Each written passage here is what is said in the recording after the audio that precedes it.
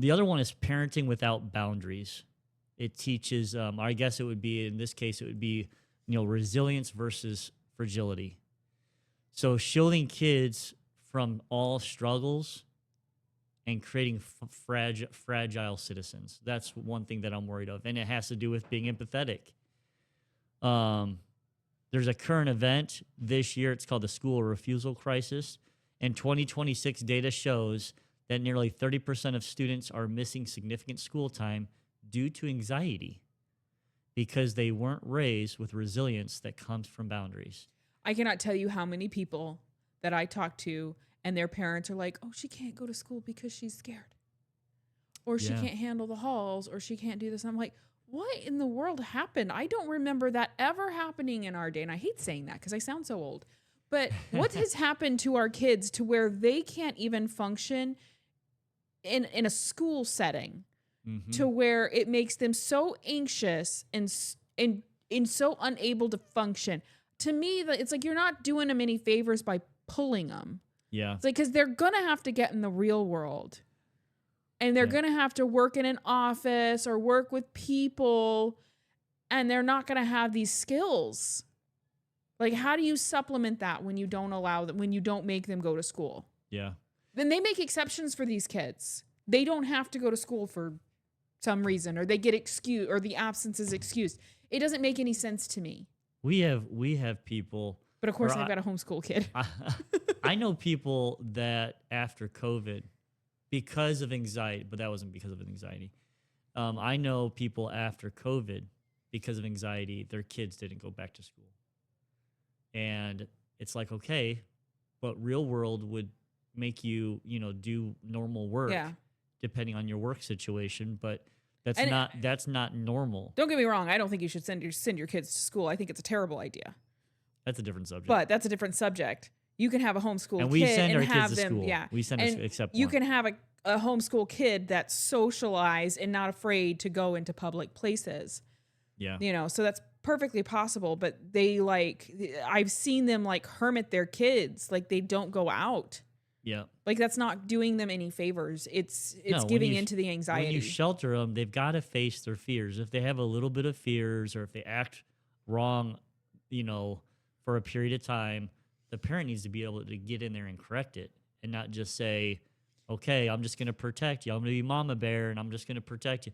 We had kind of not because of anxiety, but we had a volleyball tournament, and our daughter didn't get to play very much one of the games, and she was ticked off. She was pouting and ticked off, and I was just boiling. We tore into her. And I walked It's over. not acceptable I either. walked over there in front of everybody, and she was kind of had her head down, and I grabbed her, pulled her up, sat her up, and in front of her team and coach, I said, "You're not going to act that way. Sit up and cheer for your team." And after that, she was good. She's very happy. She got in the next game, played really well, and was really happy with herself. But if I would have bought into that and fed into that, I don't do my daughter any good by doing that. Yeah, well, I feel differently about that too. And I told you my concerns about with it, because I'm not entirely happy with our school and the school that they go to, and how they run things and how they include people. People are largely excluded from this in this school, especially if you're transplants and you're not from around here. So that's kind of what I see.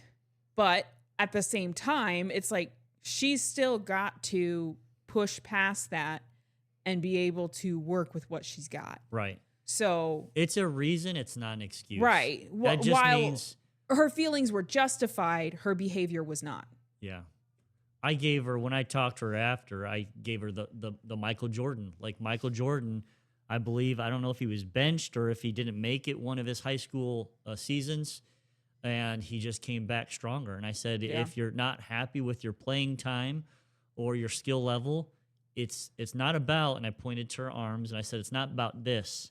It's about this. And if you're wanting to be better at soccer or volleyball, you can do it, but it's a mental thing you got to get over, not a physical thing.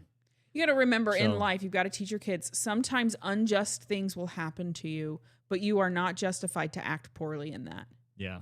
So, and I know, I remember we had a really hard time with one of the bus drivers. He was very, He was Oh, such a man. jerk. I loved that I guy. did not like him. And he loved was him. so just nasty for no reason. He would yell at the kids. He'd push them. Tell him what he He'd did. yank their arms. Tell He him was what a he did. horrible. No, tell him what he said to you. Lily was okay, so she was trying to, when I had confrontation with him, he tried to, Lily was trying to get all of her stuff. Like, these kids have to bring a lot of junk to school. Yeah, yeah. And she was trying to get all this stuff out of the car, and it took her maybe 30 seconds to get out of the car into the bus. And he starts honking his horn at her. And I had it, because he had been a jerk for too long, and I went up there and was like, why are you honking at her?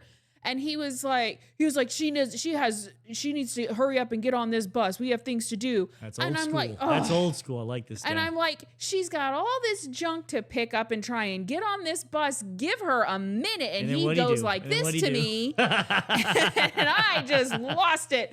And I called, I Karen'd out. I called the manager. You walked back to the car and you called on him like a Karen. I did. I sure did. Well, when I complained about it, she was really nice, and I told her, I was like, listen, I don't have any trouble with any of the other bus drivers. I'm really, and first I built him up, and I'm like, I'm not a complainer. I don't like to do these things, but I have had it with this bus driver.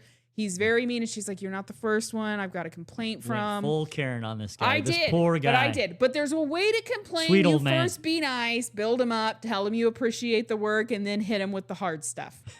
So...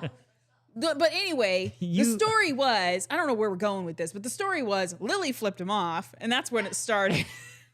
That didn't help the relationship. It did not help the relationship. But this is where I was going. And we yelled at her for that. And we did. I said, Lily, your feelings may be justified. He is treating you poorly, but you are responsible for how you react to that. That was a different scenario, too. He was physical with the children. And I did not like that. Good guy. We're not going to defame him like this. A lot of parents didn't like him. So he's just a cranky old man. Okay, well. He's fine.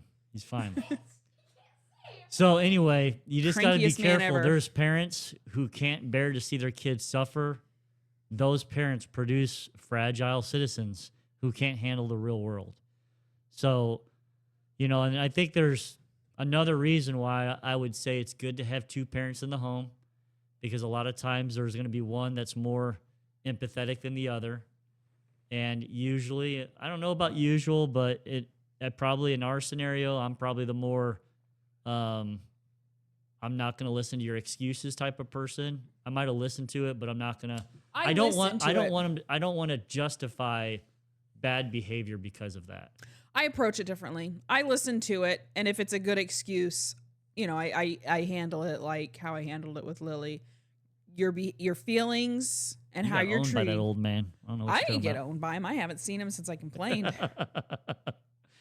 No, dude, that guy's still driving. I guarantee. Probably.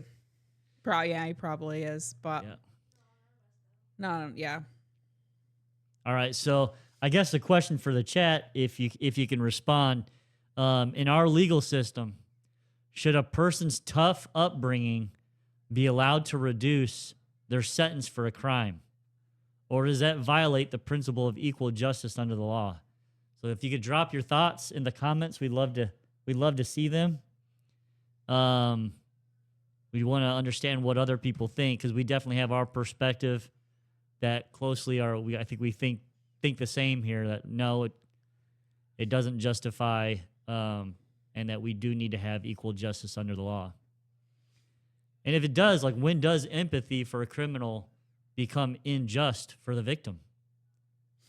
So, if you got some dude that's doing horrible, abusive things. Like I said. You do have, for example, you have, a lot of child molesters were molested themselves. Mm-hmm.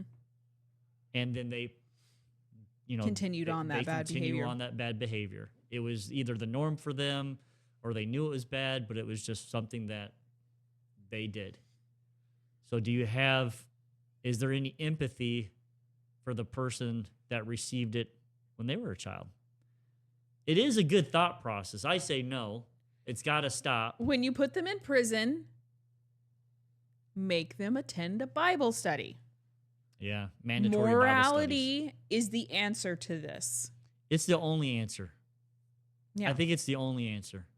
Secular things just, I mean, not that like good therapy isn't good, but I think mixture of both is really what people need.